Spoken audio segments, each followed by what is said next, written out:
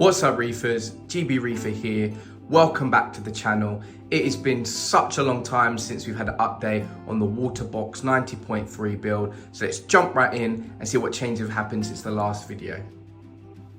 So before we go into the details of what the tank looks like now, I'm going to take you back to see what the tank looked like before, because there has been some changes.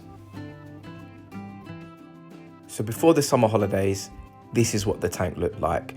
I had a number of fish in there that were thriving and my corals were progressing really well. Now for the summer, I was fortunate enough to go to Egypt and I would love to share some small clips from my experience out there.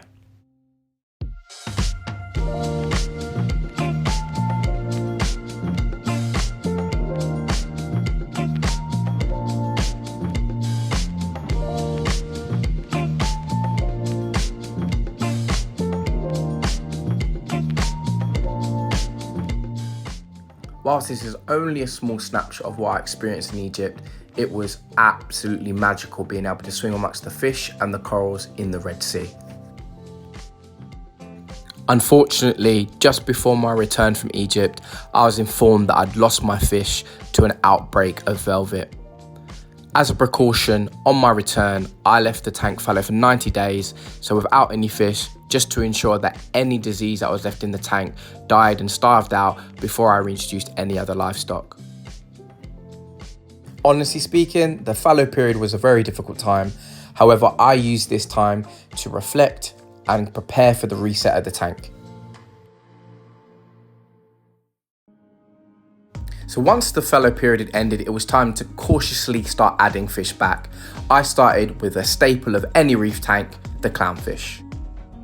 To deal with the outbreak of aptasia, I introduced nudibranchs and I also introduced a aptasia eating filefish.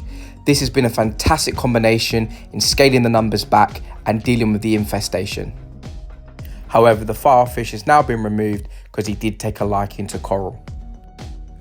I've also added a peacock wrasse who adds a lot of colour and movement to the tank, and the most recent addition is a Tamini tang who's doing an incredible job at keeping the algae at bay. So in regards to corals, there have been lots of additions, but there's also been some losses. Sadly, I lost this beautiful Iron Man Gonopora. The green star polyps have now been isolated onto its own rock, and the Duncans are now making a comeback after it was nipped at by the filefish. The main addition in regards to corals has been the hammer garden, which has added eye-catching movement as the polyps dance in the flow. So what next for the Waterbox 90.3 build?